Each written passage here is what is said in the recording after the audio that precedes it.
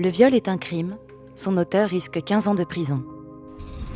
Dans certains cas, les circonstances sont aggravantes et entraînent une peine maximale de 20 ans d'emprisonnement, par exemple, si l'auteur du viol vit en couple avec la victime, si l'auteur du viol a drogué la victime, si l'auteur du viol était sous l'emprise de l'alcool ou de produits stupéfiants, si le viol a été commis par plusieurs personnes agissant comme auteur ou complice, si l'auteur du viol a un ascendant ou autorité sur la victime.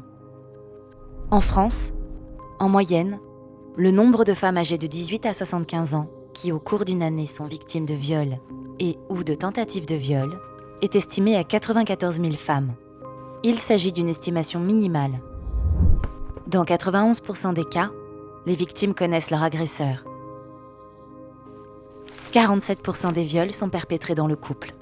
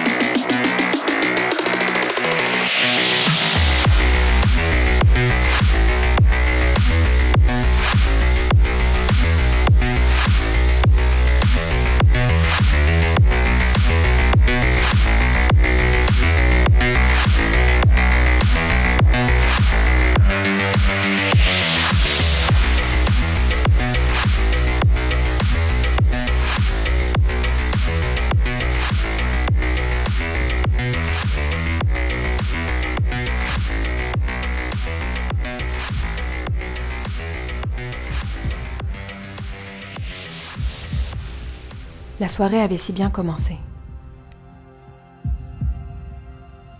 Et je t'ai dit que je me sentais pas bien.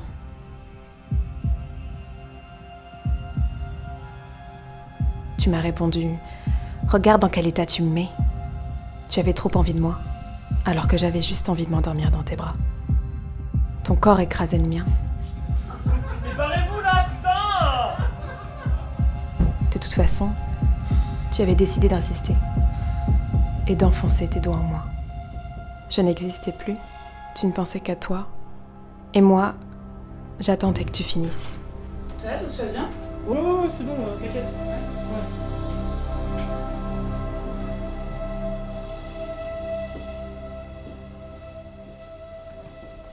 Cette nuit-là, tu m'as violée.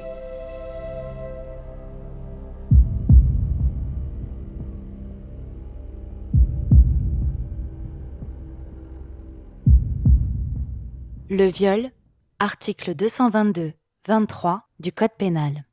Tout acte de pénétration sexuelle, de quelque nature qu'il soit, ou tout acte bucco-génital commis sur la personne d'autrui par violence, contrainte, menace ou surprise. Tout acte de pénétration sexuelle est visé. Vaginal, anal ou buccal. La pénétration peut être effectuée par le sexe de l'auteur du viol, par ses doigts, par un objet ou une partie de son corps. Bonjour, je m'appelle Ghislaine Le Gouguec. Je travaille en tant que conseillère conjugale et familiale au service de santé universitaire de Tours depuis 8 ans. Céder n'est pas consentir. Et ça, c'est intéressant aussi de dire oui, à un moment donné, je cède. Parce que soit j'ai plus de force, soit parce que j'en ai marre, j'ai envie que ça se termine. Et est-ce que vraiment, si je cède, ça veut dire qu'en fait, j'ai consenti à cette scène? Et dans la communication, le problème d'écouter l'autre. Très souvent, on va parler avec les mêmes mots, mais on ne va pas entendre la même chose. Je crois qu'on projette surtout par rapport à ce qu'on est. Sauf que l'autre, il ne pense pas forcément pareil. Dans l'histoire de la vie affective et sexuelle, la sexualité, c'est un apprentissage. On ne sait pas faire. On va apprendre à connaître le corps de l'autre, les sensations de ce qui se passe avec l'autre. Donc c'est un apprentissage, la sexualité. Et puis après, il y a du fantasme, il y a de l'imaginaire qui va se mettre en place. Quand même aller délivrer ce qui s'est passé à l'intérieur de soi, c'est vrai que c'est dur. C'est pour ça que les gens ne viennent pas forcément tout de suite. Le consentement. Dans une relation, le consentement est une notion clé.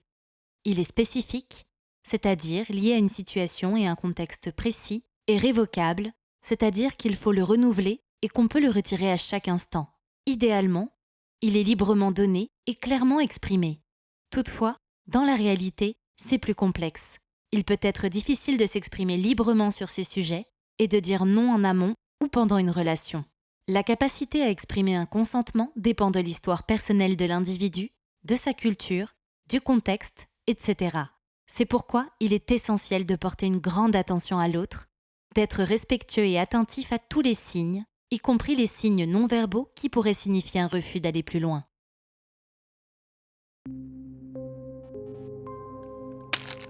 Les stagiaires bénéficient des mêmes protections et des mêmes droits que les salariés. Le harcèlement sexuel est un délit pénal, sanctionné d'une peine de 2 ans d'emprisonnement et de 30 000 € d'amende, majoré en cas de circonstances aggravantes, comme par exemple si le harceleur a un ascendant ou autorité sur la victime. N'hésitez pas à faire savoir ce que vous vivez, de préférence par écrit, aux référents de votre établissement d'enseignement. Conservez les mails, les textos ou les propositions déplacées que vous avez reçues. Excusez-moi Guillaume, vous pouvez m'aider pour un dossier? Bah ça dépend, tu passes sous le bureau ou tu m'as vendre un café? Humour Clara, humour. Tu sais, c'est important l'humour en entreprise. T'as pas fini de m'en entendre parler, crois-moi. Ce qui est surtout très important, c'est de se servir de tous ses atouts. Tu vois, il faudrait que demain tu puisses te mettre un peu plus en valeur. Parce qu'on a un rendez-vous très important avec un client. Oui. J'imagine qu'on verra ça demain pour le dossier. Exactement.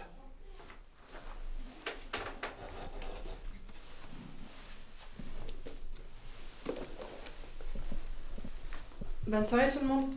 Bonne soirée. Moi je vais y aller aussi. Ah puis tiens Clara, si tu veux je te ramène.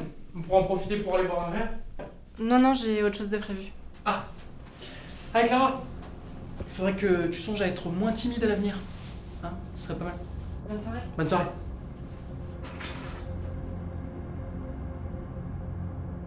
Le harcèlement sexuel, article 222-33 du Code pénal. Le harcèlement sexuel est le fait d'imposer à une personne, de façon répétée, des propos ou comportements à connotation sexuelle ou sexiste qui soit portent atteinte à sa dignité en raison de leur caractère dégradant ou humiliant, soit créent à son encontre une situation intimidante, hostile ou offensante. L'infraction est également constituée lorsque ces propos ou comportements sont imposés à une même victime par plusieurs personnes, de manière concertée ou à l'instigation de l'une d'elles, alors même que chacune de ces personnes n'a pas agi de façon répétée, lorsque ces propos ou comportements sont imposés à une même victime, successivement, par plusieurs personnes qui, même en l'absence de concertation, savent que ces propos ou comportements caractérisent une répétition. Est assimilé au harcèlement sexuel le fait, même non répété, d'user de toute forme de pression grave dans le but réel ou apparent d'obtenir un acte de nature sexuelle, que celui-ci soit recherché au profit de l'auteur des faits ou au profit d'un tiers. Bonjour, je m'appelle Agnès Ribier, je travaille à l'INSA depuis janvier 2013 et je fais partie de la direction des partenariats. C'est un service qui accompagne les étudiants sur leur recherche de stage et d'alternance pour les 2 campus. Et dans ce cadre-là, on est amené notamment à échanger avec eux une fois les missions terminées pour savoir comment ça s'est passé. L'entreprise évalue l'étudiant peut aussi évaluer l'entreprise pour voir si tout s'est passé comme c'était prévu initialement. Dans le cadre de ce questionnaire, on a posé volontairement une question qui était plutôt orientée sur la sécurité au travail, mais au sens équipement de protection individuelle, protection physique. En fait, on a reçu des retours indiquant que les étudiants ne s'étaient pas sentis en sécurité, sans en savoir plus. Et en creusant un petit peu, on a découvert qu'il y avait du harcèlement derrière, donc des étudiantes qui ont été victimes de harcèlement sexuel. 2 étudiantes, en l'occurrence, qui ont été victimes de harcèlement, l'une en entreprise et l'autre dans une université à l'étranger. Donc les 2 étaient à l'étranger. Elles ont été confrontées à cette situation face à des personnes qui avaient autorité sur elles, puisqu'il s'agissait de tuteurs ou d'enseignants. Donc c'est assez compliqué à gérer et elles n'ont pas souhaité communiquer plus tôt Donc on a découvert ça a posteriori, de peur finalement d'être sanctionné, de voir que l'année n'est pas validée ou le stage n'est pas validé. Et derrière, c'est vrai que quand on ne valide pas en temps normal, ça peut impliquer un redoublement. Plus tôt on est prévenu, plus tôt on peut agir. Je peux citer 2 exemples. On a eu 2 garçons qui ont été victimes de harcèlement moral en entreprise, dont un qui a eu des menaces physiques. On est intervenu dès qu'on l'a su, et ça c'était dès le début du stage. Donc on a négocié sans difficulté la rupture de la convention de stage et on a accompagné l'étudiant vers la recherche d'un autre stage. Donc on est passé à autre chose tout en étant à l'écoute pour s'assurer que ça se passe bien et qu'il ne reste pas sur cette mauvaise idée, parce que je pense que ça peut marquer pour longtemps dans les relations professionnelles et personnelles.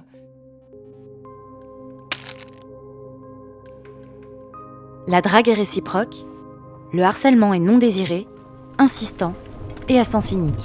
L'auteur d'une agression sexuelle risque une peine pouvant aller jusqu'à 5 ans de prison et 75 000 € d'amende. En cas de circonstances aggravantes, la peine peut être portée à 7 ans d'emprisonnement et 100 000 € d'amende.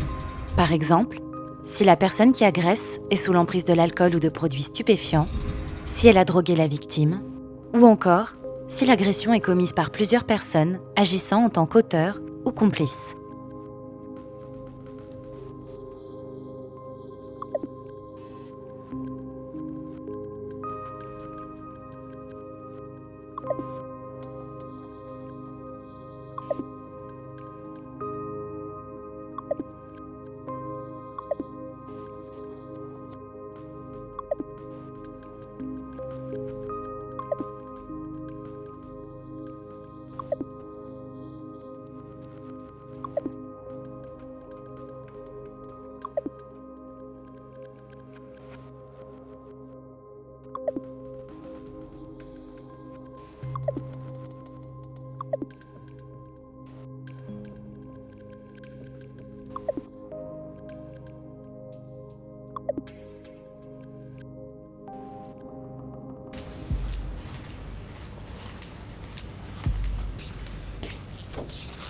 Salut Sophie. Salut, C'est plaisir de te voir. T'es toujours aussi jolie. merci. Tu réponds plus à mes messages? Ah oui, désolée, j'avais plein de trucs de prévus ce temps-ci. Et tu fais quoi ce soir? Ce soir j'ai déjà quelque chose de prévu. Tu peux me joindre? Attends, tu fais quoi là? Je sais pas. Tu dis oui aux autres, copains avec moi? Non? Sophie, tu viens? On t'attend. Laisse-moi tranquille.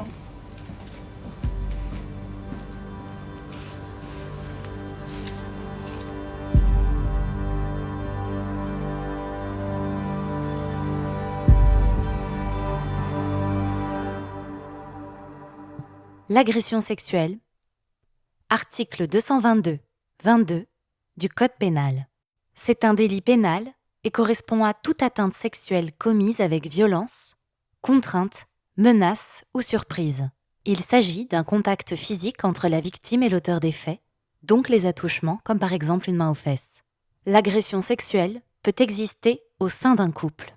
L'auteur d'une agression sexuelle risque une peine pouvant aller jusqu'à 5 ans de prison et 75 000 € d'amende.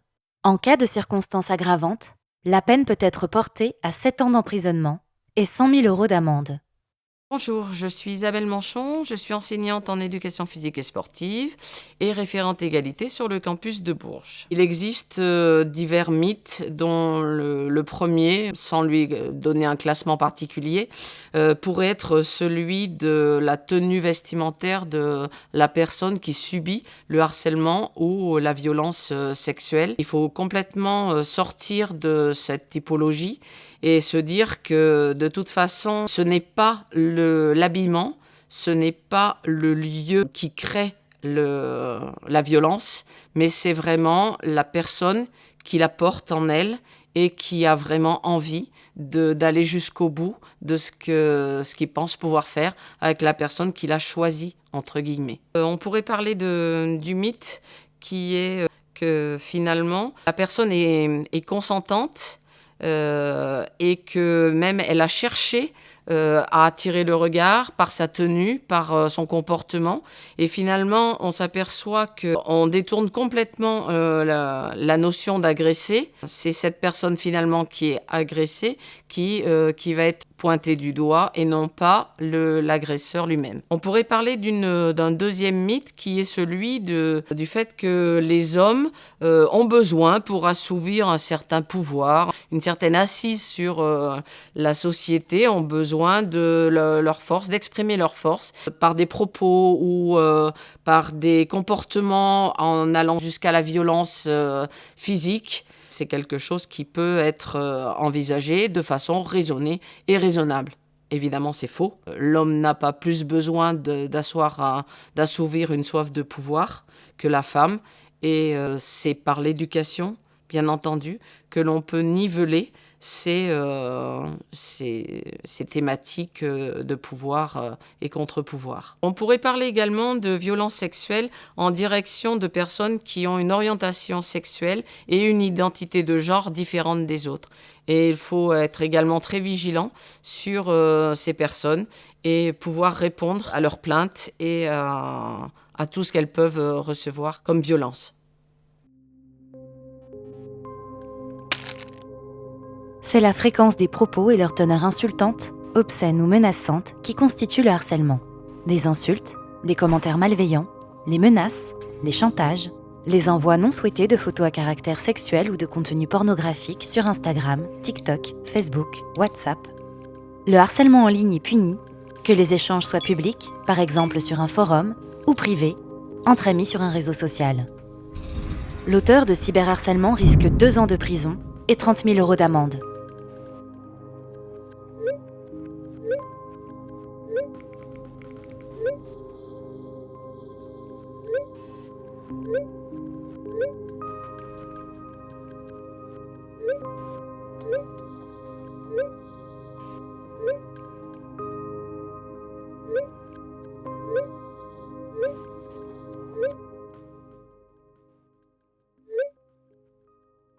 Vous pouvez vous présenter ?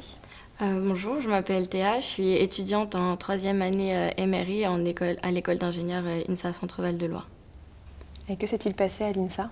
L'année dernière, plusieurs filles dont je fais partie, on a subi du harcèlement et plus précisément du cyberharcèlement.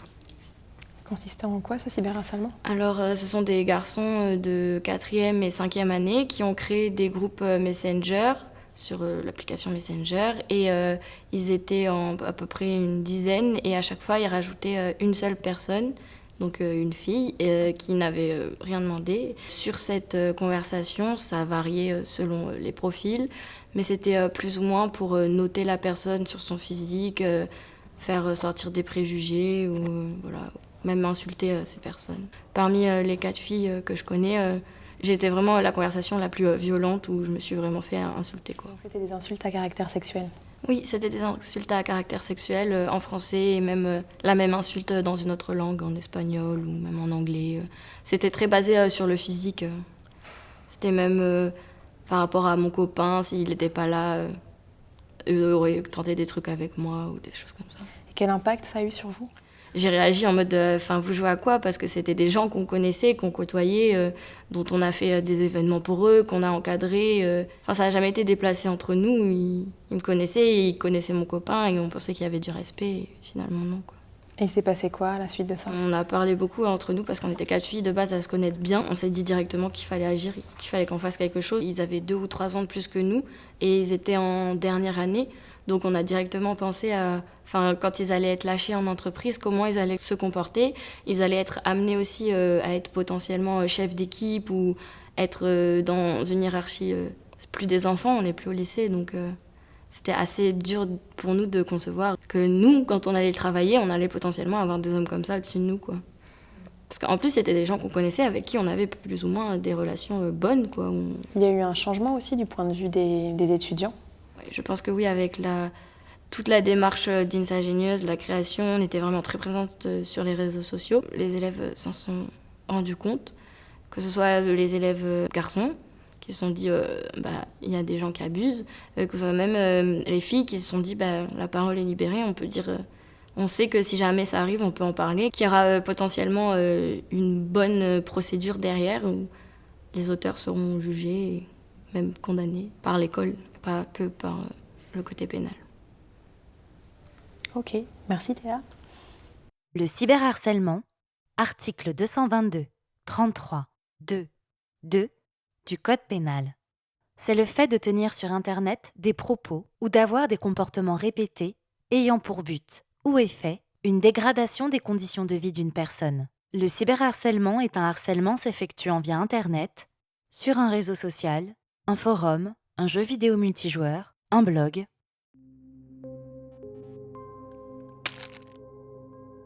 Le sexisme ordinaire regroupe les paroles et les comportements d'apparence anodins adressés à des personnes en raison de leur genre ou de leur sexualité et qui sont en fait déplacés, voire violents. Ce sont généralement toutes les petites phrases présentées comme des évidences ou des blagues. Elles peuvent faire rire, mais elles sont dans le fond blessantes ou humiliantes et entretiennent les stéréotypes de genre. Les stéréotypes sexistes, ce sont les préjugés, les clichés, les représentations réductrices et généralisantes sur ce que seraient ou non les femmes et les hommes. Juste le thème. Là, t'as des coefs et tout. Je pense. Les deux me vont, oui, donc ça passe. Bah alors elle a ses règles ou quoi?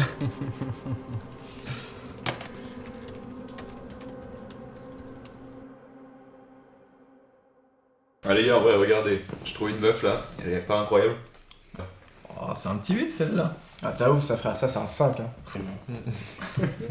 Je suis plus brune, moi. Ouais, écoute. Elle me fait un peu penser à la meuf que t'avais branchée la dernière fois. Ça avance ou... Ah, disons que je prends mon temps, quoi. Ah, c'est bon, la Kay, fais pas ta tapette non plus. Ouais, dépêche-toi un peu, sinon moi je vais lui montrer ce que c'est un vrai mec. Hein. Martin il sait faire ça. En vrai, vous abusez les gars, du coup, elle est vraiment bien. L'homophobie, la biphobie et la transphobie. L'homophobie et la biphobie désignent toutes les manifestations de rejet, mépris, insultes, violences physiques, harcèlement, discrimination que peuvent subir des personnes en raison de leur orientation sexuelle, réelle ou supposée. La transphobie désigne toutes les manifestations de rejet subies par des personnes en raison de leur identité de genre. Un environnement dans lequel l'homosexualité, la bisexualité et la transidentité n'existent que par des remarques dépréciatives, voire par des injures, rendent beaucoup plus difficile la construction identitaire et le développement de l'estime de soi pour les personnes qui les subissent. Ouais, du coup, tu me parlais d'un plan. Ouais, carrément. J'ai un super bon plan en fait en Espagne où on peut passer les vacances entre potes, donc ce serait trop cool. Mais je t'en parle après, là je vais pisser. Ok, à toutes.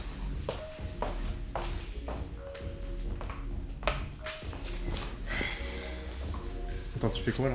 Bah quoi? Je crois que j'avais été clair par message. Hein. Oh, ça va, décoince-toi un peu. Vous les mecs, vous êtes toujours au taquet, vous aimez tous ça. Non mais j'ai dit non, fous-moi la paix et efface mon numéro. T'as vraiment pas de couilles, hein.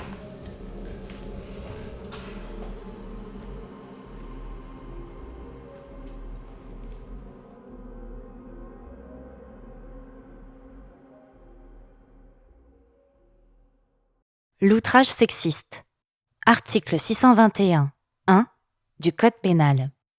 Constitue un outrage sexiste le fait d'imposer à une personne tout propos ou comportement à connotation sexuelle ou sexiste qui soit porte atteinte à sa dignité en raison de son caractère dégradant ou humiliant, soit crée à son encontre une situation intimidante, hostile ou offensante. La peine encourue est une amende prévue pour les contraventions de 4e classe, de 90 € jusqu'à 750 €, ou de 5e classe, jusqu'à 1 500 €, en cas de circonstances aggravantes ou de récidive. Toutes les petites scénettes qu'on a vues jusqu'à présent, tout ça, ça fait référence à des comportements dont on sait qu'ils tombent sous le coup de la loi, qu'il est interdit de le faire. Donc les étudiants, je pense que si on leur présentait ces événements-là, ils diraient oui, c'est pas bien. Mais est-ce que les étudiants, comme la majorité en fait des personnes en France, ont conscience de l'existence d'un sexisme ordinaire? Est-ce qu'ils se posent la question de l'origine de ces actes, d'où ça vient? Le sexisme ordinaire, c'est vraiment l'idée qu'on est dans une société qui a construit des stéréotypes autour de l'homme et de la femme.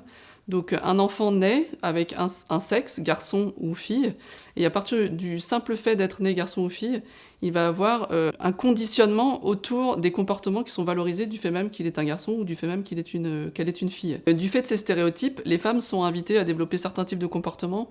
Donc les comportements qui sont valorisés en tant que femmes, ça va être davantage des comportements en lien avec l'écoute, avec le fait d'être dans la douceur, dans le soin aux autres, le fait de s'occuper de la sphère domestique, alors que les garçons vont être davantage invités à favoriser des comportements autour de la combativité, vont être incités à avoir des ambitions, que ce soit scolaires ou professionnelles. On va tolérer qu'ils se mettent plus facilement en colère, qu'ils soient plus actifs, qu'ils soient dans le physique davantage que les petites filles. Qui est-ce qui amène en fait à développer ces différents types de comportements ? D'un côté, c'est évidemment l'éducation qu'on reçoit dès qu'on est un enfant, enfin à partir du moment où on est, donc la famille, mais c'est également l'école, qui également, de façon très inconsciente, véhicule ces stéréotypes. Ça va être également la sphère professionnelle. Donc toute la société est extrêmement conditionnée pour s'en convaincre. On n'a qu'à regarder tout ce qui nous entoure, les jeux des enfants, les vêtements des enfants, les publicités, tout ce qui est culture de masse, objets de culture de masse sont extrêmement genrés et stéréotypés. Il est important de parler à ce stade également du concept de culture du viol, qui est très associé au sexisme ordinaire. Donc la culture du viol, c'est un concept utilisé en sociologie qui peut choquer beaucoup de personnes, mais dont il faut absolument qu'on parle parce que ça correspond à l'idée que dans notre société occidentale, le viol et tout ce qui est en lien avec le viol est minimisé, banalisé, voire même parfois encouragé. Alors ça peut paraître parfois extrémiste pour certains, mais quand on regarde les faits de façon un petit peu objective, on se rend compte que tous les actes de harcèlement sexuel envers des femmes, tout ce qui va être également agression, tout ce qui va être le viol en lui-même, ne fait pas encore l'objet de suffisamment de prise en compte, que ce soit par la société mais également par la justice, et voire même les victimes ont intériorisé l'idée qu'il était honteux, voire même se sentent coupables à partir du moment où elles étaient victimes de harcèlement. Les stéréotypes hommes-femmes, la culture du viol ou la domination masculine dans son ensemble, ou ce qu'on appelle également le patriarcat, ont réellement des effets délétères sur la société.